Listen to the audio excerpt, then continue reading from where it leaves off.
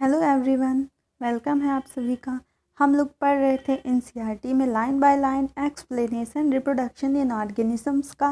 और आज हमारा दूसरा लेक्चर है। पहला हमने पढ़ा दिया है, इसी चैनल पे आप जाके देखेंगे, प्लेलिस्ट में या फिर वीडियो में भी जाके देखेंगे तो आपको पार्ट 1 करके मिल जाएगा, रिप्रोडक्शन इन ऑर्गेनिज्म।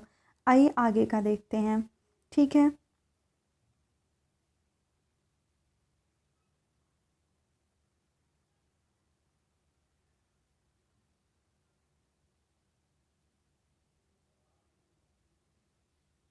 आइए आगे का स्टार्ट करते हैं। देखिए, कह रहा है कि reproduction is defined as biological process.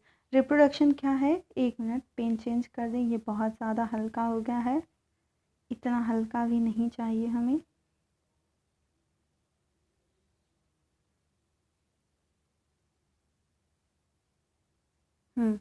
तो कह रहा है रिप्रोडक्शन जो होता है वो उसको डिफ़ाइन कैसे करते हैं, वो डिफ़ाइन करते हैं ये क्या है, बायोलॉजिकल प्रोसेस है। मतलब रिप्रोडक्शन जो होगा हमेशा किस में होगा, जिसमें लाइफ है। बायोलॉजिकल प्रोसेस का मतलब उसमें ही होगा जिसमें क्या है, जिसमें लाइफ है। जो नॉन लिविंग है, मतलब जिनमें लाइफ नहीं है, जैसे नॉन लिविंग में बहुत सारी चीज़ें आ जाती हैं, जैसे कोई स्टोन हो गया, हर चीज़ नॉन लिविंग है जिसमें लाइफ नहीं है। ह्यूमंस और जो है जो माइक्रो ऑर्गेनिजम्स हैं, एनिमल्स हैं, प्लांट्स हैं, उनको छोड़ दीजिए तो बाकी जितनी ही चीज़ें हैं सब कुछ क्या है, नॉन लिविंग्स है, ठीक है। तो क्या जैसे आपका घर है, क्या वो लिविंग है? लिविंग नहीं है ना, उसमें लाइफ थोड़ी ना है। तो ये सब नॉन लिविंग की कैटेगरी में आता है। तो कह रहा है कि क्या है, बायोलॉजिकल प्रोसेस है। रिप्रोडक्शन हमेशा उसमें होगा जिसमें क्या है, लाइफ है। इसका मतलब ये है कि एक तरह के बायोलॉजिकल प्रोसेस है, बिना लाइफ के रिप्रोडक्शन पॉसिबल नहीं है। जब तक लाइफ है तभी तक रिप्रोडक्शन पॉसिबल हो सकता है, पॉसिबल होता है, ठीक है। इन विच, जिसमें कह रहा है कि an organism give rise to young ones, या फिर उसी को क्या कहते हैं, offspring similar to itself. जिसमें क्या करते हैं, रिप्रोडक्शन में जो ऑर्गेनिजम्स होते हैं, मान लीजिए कि ये पहला कोई ऑर्गेनिजम्स है, मान लीजिए कि ये क्या है, पहला कोई ऑर्गेनिजम्स है। अब ये क्या करेगा, एक मेल एक फीमेल, ठीक है, दो चाहिए, एक मेल चाहिए और एक फीमेल चाहिए, ठीक है। बस आपको समझने के लिए बता रही हूँ, एक मेल और एक फीमेल चाहिए। रिप्रोडक्शन होगा, यहाँ से एक एक जगह से क्या आएगा, देखो, एक जगह से क्या आएगा, मान लीजिए फीमेल है और ये क्या है, मेल है। तो मेल फीमेल का ये सिंबल होता है, फीमेल का सिंबल इस तरह से होता है, मेल का सिंबल इस तरह से होता है। एक मिनट फिर से मैं साफ से बना दूँ, नहीं तो आप लोग कंफ्यूज होंगे। देख लीजिए, मान लीजिए ऐसे ही राउंड राउंड ही बना दे रही हूँ। मान लीजिए एक मेल है एक फ़ीमेल है, फ़ीमेल को इस तरह से रिप्रेजेंट करते हैं, इसमें अटैच रहता है, और मेल को इस तरह से रिप्रेजेंट करते हैं। एक जगह से क्या आएगा, एक जगह से फीमेल गैमेट आएगा, जबकि एक जगह से क्या आएगा, मेल गैमेट आएगा। रिप्रोडक्शन के बाद क्या होगा, इन्हीं के जैसे क्या होगा, इन्हीं के जैसे वो मेल भी चाइल्ड हो सकता है, फीमेल चाइल्ड भी हो सकता है। मतलब अब उनमें कौन सा है, मतलब ये फीमेल का जेंडर आता है या मेल का जेंडर आता है, वो तो किस तरह का मतलब स्पर्म और जो है जाइगोट, सॉरी स्पर्म और ओव्यूल, मतलब जो भी है, मतलब गैमीट है, फीमेल गैमीट मेल गैमीट, किस तरह का फ्यूजन के बाद किसका मतलब पार्ट हो रहा है, मतलब वो हम लोग ना जब वो पढ़ेंगे, इनहेरिटेंस चैप्टर पढ़ेंगे तो वहाँ पे डिटेल में आपको लोगों को बताएंगे कि कैसे मेल बनती हैं, कैसे फीमेल बनती हैं। यहाँ पे बताना अभी पॉसिबल नहीं, क्योंकि बहुत ज़्यादा वो डिटेल में है और बहुत अच्छे से आप लोग के चैप्टर में है, आपको समझना है। तो आगे चल के मैं बताऊँगी। तो ये क्या करते हैं, अपने ही जैसे क्या करेंगे, यहाँ पे एक बेबी को जन्म देते हैं, एक ऑफस्प्रिंग को जन्म देते हैं। एक एक टाइम में तो एक ही आएगा ना, कभी कभी वो मतलब एक्सीडेंटल केस हो जाता है कि भाई मतलब ट्विंस होते हैं, लेकिन जो जनरल बात है हम उसकी बात करते हैं। तो जनरल जो होता है, जनरली एक ही बच्चे एक टाइम में, मतलब एक ही चाइल्ड, एक ही ऑफ स्प्रिंग आती है, ठीक है ना। तो कह रहा है कि तो यहाँ तक हो गया, अपने ही तरह क्या करते हैं, सिमिलर इटसेल्फ, मतलब अपने ही तरह क्या करते हैं, ऑफ स्प्रिंग प्रोड्यूस करते हैं। आगे है कि यहाँ पे आगे है, the of spring grow mature in terms produce new of spring. अब ये क्या होगा, जो इनका बच्चा है, जो इनका बेबी है, वो क्या होगा, बड़ा होगा। क्या होगा, टर्न ग्रो, मतलब पहले छोटे में ही तो थोड़ी ना वो रिप्रोड्यूस करेगा, वो क्या होगा, वो थोड़ा बड़ा होगा, ग्रोथ करेगा, फिर वो भी क्या होगा, बड़ा हो जाएगा, फिर वो क्या होगा, उसकी भी मतलब शादी होगी, मैरिज होगी, फिर क्या होगा, फिर फीमेल जब शादी होगी तो क्या होगी, मतलब मेल का फीमेल से शादी होता है, फीमेल का मेल से, मतलब ओवरऑल मेल फीमेल चाहिए ही। तो फिर क्या होगा, फिर वहाँ से गैमेट बनेगा, ठीक है। ये दोनों में एक मेल गैमेट मिलेगा, एक फीमेल गैमेट मिलेगा, जिससे क्या होगा, new of spring, new baby, new child आता है, ठीक है। यहाँ तक हो गया ना। उसके बाद कह रहा है कि 10 here is a cycle of birth growth death. इस तरह से क्या होता है कि ये जो साइकिल है बर्थ ग्रोथ डेथ का, पहले तो उनके मतलब फादर और मदर जो भी हैं, प्लांट्स में भी होता है, ठीक है, गाय जैसे काऊ है उसमें भी होता है, हर चीज़ में होता है, डॉग में होता है। तो क्या होता है, मेल फीमेल वो क्या होते हैं कि जैसे कि एग्जाम्पल के तौर पे, जैसे मैंने बताया कि जैसे ह्यूमंस की पीढ़ी आगे बढ़ती जा रही है, तो एक पीढ़ी ने दूसरी पीढ़ी को जन्म दिया, मतलब दादाजी से मतलब पापा आए या फिर जो भी है, मतलब किसी के पापा आए, फिर उससे क्या हुआ, उनके बच्चे हुए, फिर वो बच्चे बड़े हुए, ग्रोथ किए, ठीक है, फिर उनकी शादी हुई, ठीक है, शादी हुई, फिर क्या हुआ, उनको भी बच्चे हुए। फिर क्या होता है कि देखो, दादाजी ने बच्चों को दिया, तो एक समय आएगा कि उनकी डेथ हो जाएगी, फिर वो पीढ़ी जो है आगे अपन मतलब बढ़ेगा, फिर उन मतलब ये क्या होगा कि फिर डेथ हो जाती है, फिर क्या हुआ, बच्चे बड़े होंगे, फिर बूढ़े होंगे, फिर उनकी भी डेथ हो जाएगी, इस तरह से फिर बच्चों के भी बच्चे हो जाते हैं। तो इस तरह से क्या होता है, ये जो साइकिल है एक तरह साइकिल की तरह घूम रहा है ना। तो मतलब क्या होते हैं, बड़े होते हैं, ग्रोथ करते हैं, रिप्रोडक्शन करते हैं, मतलब अपनी तरफ ऑफ स्प्रिंग देते हैं, फिर वो क्या होते हैं, एक दिन बूढ़े होकर उनकी डेथ हो जाती है, ठीक है। तो इस तरह से ये साइकिल सबके साथ यही होता है, ये साइकिल ऐसे ही घूमती रहती है। और ये सिर्फ ह्यूमंस बीइंग में ही नहीं है, सारे एनिमल्स में है, सारे बायोलॉजिकल ऑर्गेनिजम्स में है, except single cell organism. Single cell organism को छोड़ देंगे तो बाकी सब में ये चीज़ें होती रहती हैं। इससे क्या होता है कि देखो, यहाँ तक हो गया ना, इनेबल्स, इससे क्या होता है, reproduction enables continuity of species generation after generation. तो इससे क्या होता है, जो रिप्रोडक्शन होता है, इससे जो लाइफ की कंटिन्यूटी होती है, एक जनरेशन से दूसरे जनरेशन तक बनी रहती है। अगर दादाजी ने पापा को जन्म ना दिया होता, तो मतलब एक बात करें, मान लीजिए किसी के दादाजी हैं, अगर वो उनके पापा को जन्म ना देते तो क्या वो आते, नहीं आते ना। तो मतलब क्या है कि उनकी पीढ़ी, मतलब उन दादाजी को कौन रिप्रेजेंट कर रहा है, पापा जी, मतलब किसी के भी पापा हैं, हमारे आपकी किसी के भी ले लीजिए, तो पापा रिप्रेजेंट, सबके भाई पापा मम्मी होते हैं ना। तो ऐसे ही है, मम्मी किसको रिप्रेजेंट करती हैं, अपने मम्मी पापा को रिप्रेजेंट करती हैं। तो इस तरह से मतलब एक समझने के लिए आप लोगों को बता रही हूँ। मान लीजिए डॉग का ही ले लीजिए, काऊ का ही ले लीजिए, तो जो काऊ है या डॉग है वो किसको रिप्रेजेंट करता है, उसके पहले जो उसके मदर फादर है ना, उनको रिप्रेजेंट करता है। तो एक दिन तो क्या है कि मदर फादर, मतलब जो डॉग का मदर फादर है, काऊ के मदर फादर हैं, एक दिन तो क्या होना है, देखो डेथ एक ऐसी चीज़ है जो आज नहीं कल, तो ये सच्चाई है, ठीक है, उससे कोई भाग नहीं सकता है। आज नहीं कल तो मतलब जाना ही है दुनिया से, तो जब तक रहना है अच्छे से करना है, बढ़िया काम करना है, सेलेक्ट होना है, बढ़िया पढ़ाई करना है, देश के लिए कुछ करना है, अपने पेरेंट्स के लिए कुछ करना है ना। तो इसलिए कहते हैं कि भैया लाइफ का कुछ भरोसा नहीं है, इसलिए हमेशा क्या करना है, पॉजिटिव रहना है, अच्छा अच्छा काम करते रहना है, ठीक है ना। तो लाइफ की कंटिन्यूटी बनी रहे, इसलिए रिप्रोडक्शन बहुत ज़रूरी होता है। अगर क्या मान लीजिए, अगर दादाजी ने पापा को जन्म ना दिया होता, तो आफ्टर मतलब मान लीजिए किसी के दादाजी के भी दादाजी को ले लीजिए, अगर दादाजी के दादाजी दादाजी को ना जन्म दिए होते, तो क्या मतलब पीढ़ी आगे बढ़ती नहीं ना, तो वहीं स्टॉप हो जाती, वो पीढ़ी वहीं पे ख़त्म हो जाती, फिर आगे कोई देखने को ना मिलता। इसलिए उनकी जो मतलब उनका जो सिंबल है, उनका जो मतलब एक पीढ़ी है वो बना रहे, इसलिए वो क्या है, बाई बर्थ अपनी पीढ़ी को बढ़ाते रहते हैं, ताकि उनको रिप्रेजेंट करने के लिए, उनको बताने के लिए कि कोई कोई हो कि भैया ये इनके बच्चे हैं, इनकी मतलब इनके घर के हैं ना, इस तरह से होता है।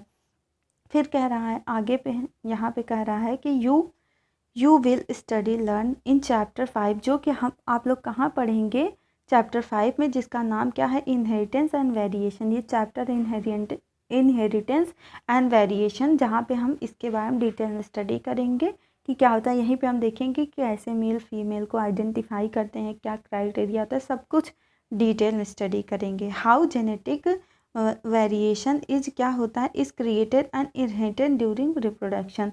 तो इसमें ये भी देखेंगे कैसे जेनेटिक वेरिएशन क्रिएट होता है। जेनेटिक वेरिएशन मतलब क्या, आप लोग अपने आप को ही ले लीजिए, एग्जैक्ट तो आप अपने मम्मी पापा के कॉपी पेस्ट नहीं होंगे ना, कुछ कुछ तो उनसे मिलते तो होंगे, सिमिलरिटी तो होगी, लेकिन पूरे के पूरे सिमिलरिटी नहीं होगी। तो जो चीज़ें आपके मम्मी पापा से अलग है, मतलब आपकी खुद की है, आपको नेचर ने आपको खुद को दिया है, वो आपने मम्मी पापा से नहीं लिया है।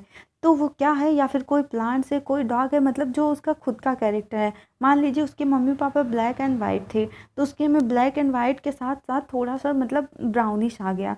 तो जो ब्राउनिश कलर है वो ये बताता है कि ये चीज़ उसके माँ बाप से नहीं मिला है, ये उसका खुद का है। ठीक है, खुद को उसने खुद को मतलब उस नेचर ने उसको खुद दिया है। तो ये क्या होता है, वेरिएशन। वेरिएशन मतलब जो अलग हो, जो हटके हो, जो उनसे मिलता जुलता ना हो। तो ये वेरिएशन कैसे क्रिएट होता है, और फिर कैसे आगे फिर वो क्या होगा ना, जब वो जो ब्राउन डॉग मतलब ब्राउन पैचेस आ गया है डॉग के अंदर, जब वो रिप्रोड्यूस करेगा ना, तो वो उसके बेबी में ट्रांसफ़र हो जाएगा। तो ये कैसे ट्रांसफ़र होता है, इन सब के बारे में हम इस चैप्टर में डिटेल में स्टडी करेंगे। There is a large diversity in the biological world. Biological world जो है ना, बहुत लार्ज डाइवर्सिटी है। आप गिन सकते हैं कितनी तरह के ह्यूमंस हैं, कितनी तरह के प्लांट्स हैं, कितनी तरह के माइक्रो ऑर्गेनिज्म हैं, आप नहीं गिन सकते हैं। ठीक है, क्योंकि बहुत वास्ट है, बहुत बड़ा है। तो कह रहा है कि लार्ज डाइवर्सिटी है। डाइवर्सिटी मतलब डिफरेंट डिफरेंट तरह के बायोलॉजिकल मतलब ऑर्गेनिज्म हैं बहुत, पूरे वर्ल्ड में अगर देखा जाए तो। एंड ईच ऑर्गेनिज्म कह रहा है, और जो एक ऑर्गेनिज्म है, इसमें से भी जो ये एक ऑर्गेनिज्म है, has evolve its own mechanism to multiply and produce offspring. इसमें भी क्या है कि जो एक एक ऑर्गेनिज्म है उसका अपना अलग मैकेनिज्म है, उसका मतलब अपना अलग क्राइटेरिया है कि किस तरह से उसको रिप्रोडक्शन देना है, किस तरह से उसको अपना ऑफस्प्रिंग को दुनिया में लाना है। जैसे मैंगो प्लांट का अलग तरीका है, ठीक है, और जो फाइकस प्लांट है मतलब पीपल प्लांट है, बैनियन प्लांट है, इन सब का अलग तरीका है।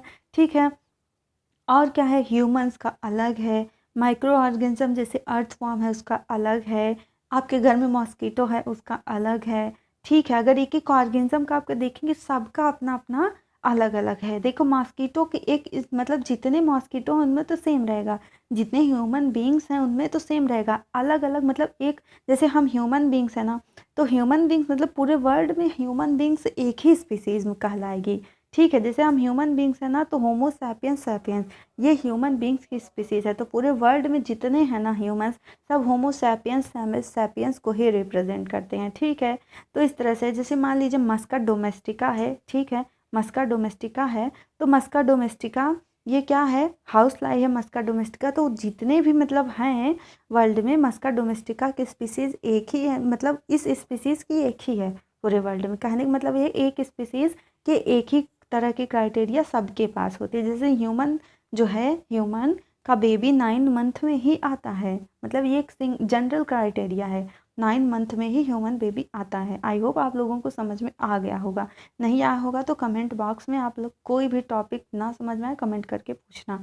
ठीक है, ऑर्गेनिज्म हैबिटेट्स एंड क्या है इंटरनल फिजियोलॉजी, सबका क्या है ऑफस्प्रिंग प्रोड्यूस करने का तरीका है। आगे कह रहा है अलग अलग होता है। द ऑर्गेनिज्म हैबिटेट, और क्या है, its internal physiology and several other factors are collectively responsible for how to reproduce.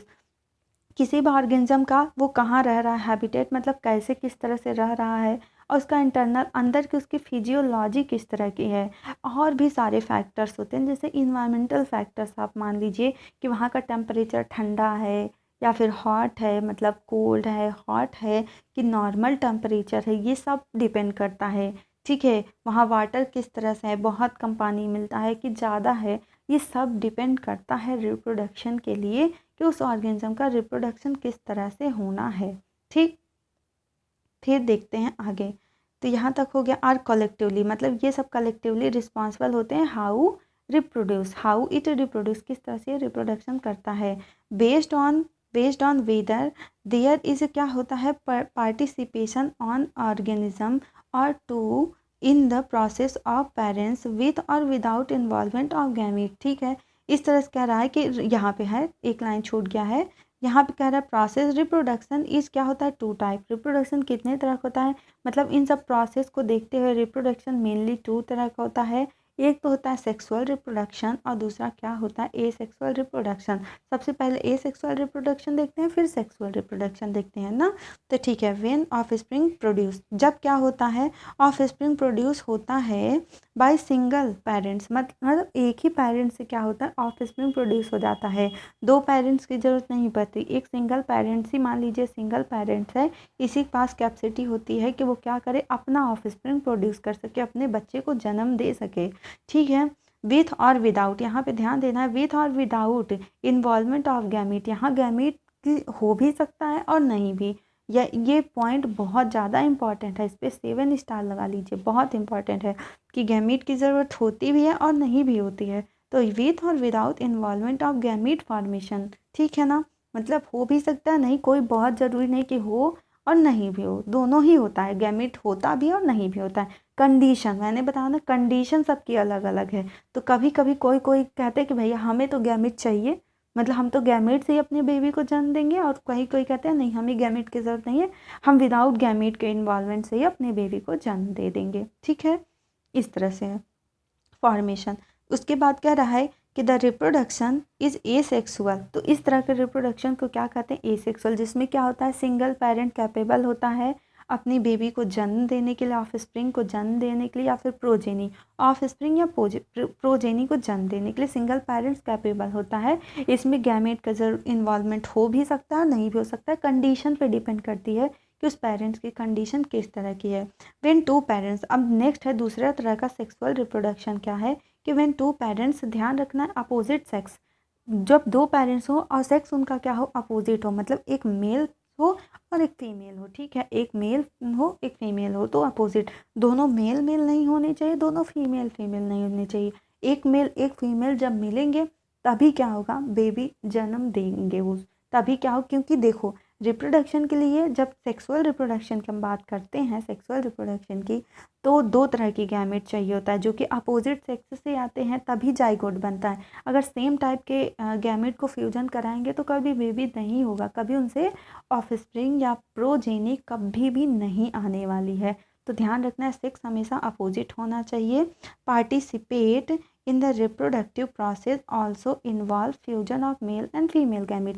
देखो यहाँ पे दे रहा है फ्यूजन किसका होता है, मेल एंड फीमेल गैमेट का फ्यूजन होता है, और यही क्या करते हैं पार्टिसिपेट करते हैं रिप्रोडक्शन में। कौन पार्टिसिपेट करता है, मेल और फीमेल गैमेट आपस में मिल के रिप्रोड्यूस करते हैं और क्या बनाते हैं, मतलब फर्टिलाइज। और जब मेल फीमेल गैमेट मिलते हैं ना, मान लीजिए ये फीमेल है प्लस ये क्या है मेल है, ये मेल फीमेल का सिंबल है, ठीक है, ये फीमेल गैमीट है ये मेल गैमीट है, ठीक है। अब ये जब आपस में मतलब ये क्या होंगे, दोनों धीरे धीरे क्या होंगे आपस में फ्यूज, जब पास में आएंगे तो दोनों मिल जाएंगे, फ्यूज हो जाएगा, तो यहाँ से क्या बनेगा, जो बनेगा पहला जो सेल रहता है वो सेक्सुअल रिप्रोडक्शन का जो फर्स्ट सेल होता है वो जाइगोट होता है। क्या होता है, जाइगोट बनता है। अब ये जाइगोट से क्या होगा, पूरा धीरे धीरे इससे पूरे मतलब जो पूरी बॉडी होती है ह्यूमंस की या फिर किसी भी ऑर्गेनिज्म की जो सेक्सुअल रिप्रोडक्शन करते हैं उनसे बन जाता है। ठीक है, यहाँ में एक सेक्सुअल के देखिए एग्जाम्पल दिया गया है आप लोगों को, ये किसका एग्जाम्पल है, ये अमीबा है। ये कौन है, अमीबा है। तो अमीबा कहाँ होता है, फ्रेश वाटर में देखने को मिलता है, जो रुका हुआ फ्रेश वाटर होता है, ठीक है, स्टेगनेंट मतलब रुका हुआ फ्रेश वाटर, उसमें अमीबा देखने को मिलता है। तो ये अमीबा जी हैं, और ये क्या है, अमीबा का न्यूक्लियस है। ठीक है, ये जो रेड रेड कलर का दिख रहा है ये अमीबा का न्यूक्लियस है। अब ये क्या कर रहा है, देखो इसमें गैमीट की ज़रूरत नहीं, अमीबा ने कहा मुझे तो गैमीट की ज़रूरत नहीं है, मैं सिंगल, मेरे पास इतनी कैपेसिटी है कि मैं अपने से ही अपने बेबी को जन्म दे सकता हूँ, अपने ऑफस्प्रिंग प्रोड्यूस कर सकता हूँ विदाउट गैमीट के। तो ये क्या कर रहा है कि अपने न्यूक्लियस को, तो भाई न्यूक्लियस तो दोनों को चाहिए, तो अब क्या करेगा, धीरे धीरे देखो अपने न्यूक्लियस के साइज़ को बढ़ा रहा है, न्यूक्लियस को साइज़ को बढ़ा के एक न्यूक्लियस इधर जाएगा एक न्यूक्लियस इधर जाएगा, थोड़ा और होगा तो क्या होगा, देखो एक न्यूक्लियस इसके पास चला गया एक न्यूक्लियस इसके पास चला गया, दोनों पास एक एक न्यूक्लियस गया। अब बीच से यहाँ से क्या होगा, डिवाइड हो जाएगा, अलग हो जाएगा, जिससे क्या होगा, देखो नीचे दिया गया है, यहाँ पे नीचे देखे होंगे आप लोगों ने, दो क्या है यहाँ पे, दो अमीबा बन गया है। ठीक है, और दोनों क्या है, इसके डॉटर्स हैं, क्या है इसके डॉटर्स हैं, डॉटर सेल हैं, देखिए इसके डॉटर सेल हैं। एक अमीबा से कितना बना, दो डॉटर सेल बना, इसी को क्या कहते हैं बाइनरी फिशन। बाइनरी मतलब टू, फिशन मतलब ब्रेक हो जाए, बीच से ब्रेक हो जाए, बाइनरी मतलब टू। तो क्या हो रहा है, दो सेल बन रहा है, इसलिए इसको क्या कहते हैं, बाइनरी फिशन कहते हैं। और ये किसका एग्जाम्पल, ए सेक्सुअल रिप्रोडक्शन का ये एग्जाम्पल है। ठीक है, अभी हम लोगों ने थोड़ा थोड़ा ए सेक्सुअल रिप्रोडक्शन का देखा है। ठीक है, क्या देखा है, बस डेफिनेशन देखा है। अब उसको एग्जाम्पल से अच्छे से देखते हैं। यहाँ पे ये क्या है, पेरेंट सेल है। किसका पेरेंट सेल है, ईस्ट का पेरेंट सेल है। ईस्ट क्या होता है, मम्मी लोग से पूछना, मम्मी लोग डोसा बनाती होंगी, इडली बनाती होंगी, तो उसमें ईस्ट डालती हैं ताकि ईस्ट क्या करे, फर्मेंटेशन करे। ईस्ट को अगर डाल देती हैं तो थोड़े से ईस्ट से ढेर सारा, रात भर में क्या होता है इसमें, जब उसको रखती हैं कुछ देर के लिए, ताकि क्या होता है, ढेर सारा उससे ईस्ट बन जाता है बहुत फास्ट। ये क्या करता है, इससे ढेर सारे बेबीज इसके बन जाते हैं। तो ये क्या करता है, ईस्ट जो है एक तरह का ईस्ट क्या है, फंगस है। तो इससे क्या होगा, देखो इस तरह से क्या हो रहा है, अब इसमें थोड़ा सा आउटर साइड क्या हुआ, फुला स्वेलन हुआ। ठीक है, थोड़ा सा और स्वेलन हुआ, मतलब इसका और ग्रोथ हुआ, थोड़ा सा और स्वेलन हुआ। अब ये क्या हुआ, अभी तो ये छोटा था, इमेच्योर था। जब हम छोटे रहते हैं तो इमेच्योर रहते हैं ना, छोटे रहते हैं तो इमेच्योर रहते हैं। तो मम्मी पापा हमको स्कूल मतलब बोलते हैं, स्कूल छोड़ने जाते हैं, छोटे रहते हैं। जब थोड़े बड़े हो जाते हैं हम, तो हमें जैसे हम कॉलेज जाने लगते हैं तो भाई हमको हमारे हाल पे छोड़ देते हैं। तो अब ये क्या होगा, कॉलेज जाने लायक हो गया, अभी ये बड़ा हो गया। ठीक है, अभी इसका पेरेंट्स बोलेगा, ये जो बड़ा वाला है, ये स्मॉल वाला जो है ये इसका बेबी है, ये जो बड है जिसका डॉटर है। अब ये जो बड़ा है ये पेरेंट है। पेरेंट बोलेगा, बेटा आप बड़े हो गए हो, अब आप अपने से अपना काम करिए, स्कूल जाइए, जो करना है करिए। ठीक है, तो ये क्या करेगा, इनको यहाँ से अपने से अलग कर देगा। जब क्या होगा, ये मेच्योर हो जाएगा। ठीक है, वैसे स्कूल नहीं जाते हैं, बस मैं आप लोगों को समझाने के लिए बता रही हूँ, ताकि आप लोग भूले नहीं कि अब मेच्योर हो गया, बड़ा हो गया, तो पेरेंट्स अपने से अलग कर देगा। और एक चीज़ जान लीजिए, ईस्ट का यूज कहाँ होता है, ईस्ट का यूज होता है बेकरी इंडस्ट्री में। जो बेकरी का प्रोडक्ट आप लोग खाते हैं ना, बिस्किट और भी बहुत सारी चीज़ें आती हैं बेकर्स की, तो बेकरी इंडस्ट्री में इवन ये जो खाते हैं बर्थडे पे केक वगैरह आता है, तो ये सब बेकरी इंडस्ट्री में ही बनता है। तो इन सबको जो इसमें देखेंगे होल हो जाता है, केक में जो होल होल नहीं दिखता है, जगह जगह एकदम स्पंजी स्पंजी रहता है, क्यों रहता है, उसको फर्मेंट किया जाता है। फर्मेंट किया जाता है मतलब कि उसमें क्या होता है, ये ईस्ट को डाल के फिर ईस्ट क्या करता है, ढेर सारा अपने को क्या करता है, उसमें बड ढेर सारा क्या करता है, बड बना के रात मतलब फटाक से, और उससे CO2 को, कार्बन डाइऑक्साइड को बाहर निकालता है। और जब कार्बन डाइऑक्साइड बाहर निकालता है तो उसमें क्या छोटे छोटे होल निकलते हैं, और वो एकदम फ्लफ़ी हो जाता है, एकदम हल्का सा हो जाता है। ठीक है, पहले तो वजन रहता है, बाद में क्या हो जाता है, हल्का हो जाता है, जो कि हमें खाने में बहुत अच्छा लगता है, बहुत टेस्टी लगता है। तो ये क्या हो गया, फंजाई हो गया। ये पेरेंट सेल है, ये क्या है, एक तरह का फंजाई है। ये ध्यान रखना है, फंगाई फंजाई, जो आपको प्रोनाउंसिएशन सही लगे आप कह सकते हैं। तो इसमें किस तरह का रिप्रोडक्शन होता है, बर्डिंग से होता है। इसमें रिप्रोडक्शन कैसे होता है, बर्डिंग से होता है। बहुत इंपॉर्टेंट है, ये दोनों ही बहुत इंपॉर्टेंट है, आप लोग को ध्यान रखना है। कह रहा है ए सेक्सुअल रिप्रोडक्शन में इन दिस मेथड, इस मेथड में क्या होता है, सिंगल सेल, एक सिंगल इंडिविजुअल या पेरेंट्स जो होता है, एक सिंगल पेरेंट्स होता है, इस capable of producing of spring, उसके पास इतनी क्षमता होती है, कैपेसिटी होती है कि वो ऑफ स्प्रिंग मतलब अपने बेबी को, अपने जो उसका बच्चा उसको जन्म दे सके। As a result the offspring that produce are not only identical to another but are exact copy of their parents. ये जो मतलब होता है ना चिल्ड्रेन, ये इससे जो बच्चा बना, बेबी बना, ये जो डॉटर सेल बनी, मतलब इन लोगों से, मतलब इससे जो बेबी बना है, ये बर्ड बना है, या फिर ये अमीबा का बच्चा बना है, डॉटर सेल बनी है, ये एग्जैक्ट क्या होती हैं, कॉपी होती हैं, कोई चेंजिंग नहीं होता। ना तो जेनेटिकली चेंजिंग होता है, ना तो मॉर्फोलॉजिकली, ना तो मतलब इसका जीन अलग होता है, ना तो इसको बाहर से आप देख के बता सकते हैं कि ये मतलब अपने पेरेंट्स से बिल्कुल भी अलग नहीं होता, सेम टू सेम होता है। जैसे हम लोग ह्यूमंस अपने पेरेंट्स से अलग होते, एग्जैक्ट तो कॉपी होते नहीं। अब कोई बहुत एक्सेप्शन केस मिल जाए तो उनकी बात मैं नहीं कर रही हूँ, एक जो जनरल बात है वो कर रही हूँ, कि क्या होता है कि जो लोग होते हैं वो अपने पेरेंट्स से कुछ कुछ क्या होते हैं, अलग होते हैं, सेम टू सेम एकदम डिट्टो कॉपी नहीं होते हैं। हाँ, देख के बता सकते हैं कि इनके बच्चे हैं, लेकिन सेम टू सेम पूरी की कॉपी नहीं होते हैं। एक एक दो एग्जाम्पल को अगर मतलब कोई कोई एक्सेप्शन होते हैं उनकी बात नहीं है, जनरल बात कर रही हूँ। तो क्या हो रहा है कि ये जो है, ये क्या है कि अपने पेरेंट्स के ध्यान रखना है, अपने पेरेंट्स के एकदम सेम टू सेम क्या होते हैं, कॉपी होते हैं, दियर पेरेंट्स, ठीक है। Are these offspring likely to be genetically identical और डिफरेंट, आपसे पूछ रहा है जेनेटिकली आइडेंटिकल होते हैं डिफरेंट होते हैं, तो इसका राइट आंसर है येस, ये लोग जेनेटिकली आइडेंटिकल होते हैं, मतलब इनका जीन भी बिल्कुल भी अलग नहीं होता है, मतलब ये क्या होते हैं जेनेटिकली, मतलब जीन से भी अपने पेरेंट्स के तरफ ही होते हैं एकदम, मतलब जितना पेरेंट्स का क्रोमोसोम, जीन को रिप्रेजेंट कौन करता है, डीएनए करता है ना, क्रोमोसोम करता है, तो मतलब डीएनए क्रोमोसोम, मतलब ये क्रोमोसोम में क्या होता है, मतलब क्रोमोसोम डीएनए एक दूसरे, मतलब ये एक ही चीज़ है, अलग नहीं है, क्रोमोसोम जो होता है उसी में डीएनए होता है, ठीक है।